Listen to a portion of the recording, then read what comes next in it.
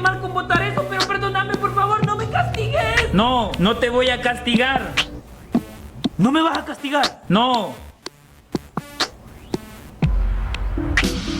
Qué raro. Ah, pero si rompo esto, sí se va a enojar. Perdón, mamá, yo sé que rompí el vidrio, no lo vuelvo a hacer, por favor, discúlpame, pero no me castigues.